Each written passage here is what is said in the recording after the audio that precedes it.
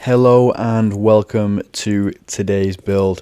So this one is going to be the NPC house for the painter. So I've had this idea in my mind for quite a long time now. I didn't want to do something generic with the painter. Most people would build like a paint shop or just a house with quite a lot of paintings included in it. I wanted to do something a little bit more unique, and since the painter prefers to live in the jungle and paint has been created from flowers for centuries now, I thought the best thing to do would be to create a factory built around a bunch of giant flowers. And the general idea is that the painter is using these flowers to produce paint. So I'm just going to hop into the time lapse now. I'm just building up the stem here. I want it to have, a few different colors, a few different textures. I don't want it to be sort of monotone. That's why I've knocked these holes in the stem, sort of put background walls in there. I've included deep lime paint and deep green paint. And now I'm just going to start building up the flower. So I found this really hard to do. I'm not the best at natural builds. I tried quite a few designs before I found one that really stuck. So here's the first one, pretty terrible. I end up destroying this and rebuilding it. Here's the second attempt. So this one is more of a generic flower with like the little bit in the middle and the petals coming off. This one's not as bad as the first one, but in the end I decided not to go with this one either. And here you can see the final design, and this is the one I'm going to stick with. It is a planterra bulb type thing. Now, not only does it look the best, but it also fits Terraria a lot more, especially in a jungle build. Really silly balloons for this block, really, that gives the sort of vibrancy to the flower. And of course, these are flowers, so they're supposed to be vibrant. They're supposed to stand out against the backdrop. And here I'm building up the second flower. Again, I'm using silly balloons, and I want this to be sort of a... I've forgotten the name of the plants now. They're like vampire orchids or something. Maybe not orchids, no. Like vampire plants. The idea is that like flies are attracted to this liquid inside and they end up slipping in and get digested by the plant. So they're a carnivorous plant in the same vein that Venus flytraps are.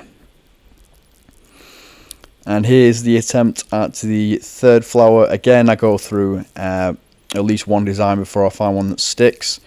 Was not happy with that at all, so in the end I decided to go for a lotus flower type thing. I've built lotus flowers before in other builds, so I thought it'd be the best option, considering that I couldn't really settle on a design that I liked. I've used pumpkin wall for the backdrop, again because it's one of the only blocks that sort of has enough vibrancy. And here, as you see, blood moon, fantastic, builder's best friend. After that, I'm just going to continue here. I'm going to actuate this.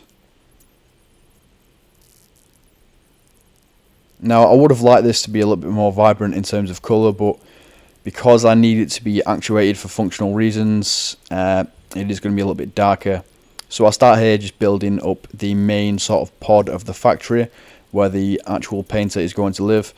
And it's the same as yours. I go through a few designs here and sort of rebuild this sphere a few times to get one that I like. This is the best one by far. I'm going to add in some pipes. I want this to be kind of steampunkish, but not too much. It's going to have those factory mechanical elements, but it's not going to be too much leaning on the steampunk side. So I'm going to build up some more structures around here. I want this one on the right to be a paint mixer. Just going to pop in some chimneys. Adding some pipes going towards the paint mixer. Going to put like a little bump in the pipe there so it looks like liquid is being sucked through. Just going to add in some little details. And here I want to build like a tap on the side of this flower so it looks like the flower's being drained of its colour. And below we're going to have like a little collection system that's going to collect the paint or at least the colour that's going to make the paint. Again, I go through a few designs of this before I find one that I like. I've added a little depth meter on here as well, like in a echo echo coated, yeah, echo coated item frame. So it looks like it's got like, you know, temperature gauges on and stuff. In the middle, I'm going to have paint dropping out the pipe into a bathtub, although, you know, it's supposed to represent a mixing bowl.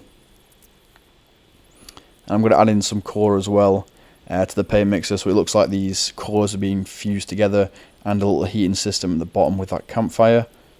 I do plan to add in some multicoloured smoke sort of coming out of these chimneys as well.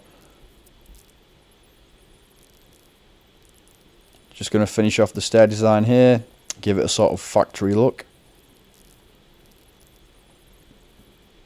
And another blood moon, fantastic. Just going to hide it out in my fortress. Back to building. And again, I'm just going to add some details. I've found out that if you paint a frozen crate like a deep colour, it's got to be a deep paint to give it enough colour. It sort of looks like paint stripping out the barrels, which is absolutely perfect for this build. Again, I'm just doing some experimenting here with how much, and solar eclipse time, yay fun. Again, I'm just going to wait this out in my fortress. I'll be completely safe in here.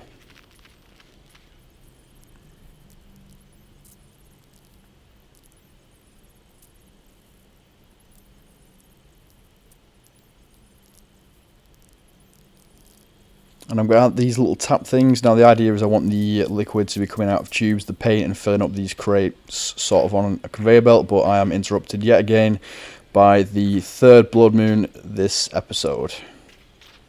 And this time I'm just going to wait it out underground with the clothier.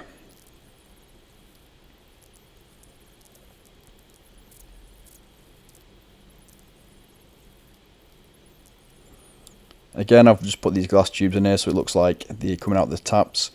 I want the sort of jug on the left to be a kind of paint mixer as well as collecting the colour from that flower.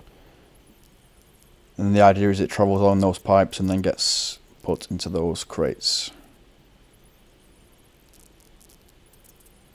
And here I've added in the smoke with smoke blocks, and I'm just going to paint those a few different colours as well. I want this build to be really I want it to contrast between the mechanical nature of the factory setting and also the flowers and the paint and all the colours involved with that. I'm just going to add in another little flower here because I feel like we need a yellow flower to balance things out. We've got most of the primary colours, just need to add a little bit of yellow, so I'm just going to add that in there. The banner that I've hung inside is supposed to represent like paint dripping down, and yet again it is time for the fourth blood moon. And again, I think I'm just going to go hide underground with the clothier and wait for it to pass.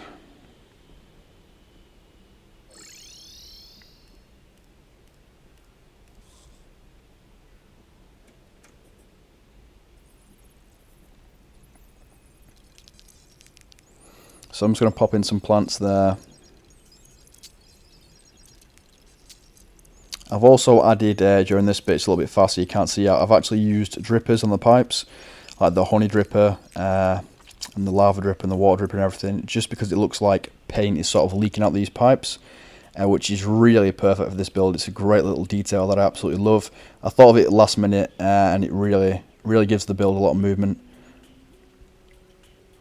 So here we are, here's the finished result. As you can see, I've added quite a few little details in. You just saw the honey drip out the pipe there. I've also added some invisible poo blocks, just so we can have the flies flying around the flowers. Again, just to give the place a little bit more movement, along with the smoke and the taps and stuff like that. But yeah, honestly, this is probably one of my favourite things I've ever built. I really do love this. I love like mechanical steampunkish things in general, but sort of paired with the jungle setting and with the paint idea, I think it really turned out great. I just love the contrast between all the colours and the mechanical elements, and I think it gives the painter a really unique place to live. So that's just about going to wrap it up for today. Thank you for watching. If you did enjoy this build, please consider subscribing, liking, all that kind of stuff. More importantly though, I'd say commenting. I do love getting feedback on my builds. I've gotten several ideas from people in the past. I've gotten several sort of ideas on how to improve the way I do things. So that really does help me out. But yeah, thanks for watching and have a wonderful day.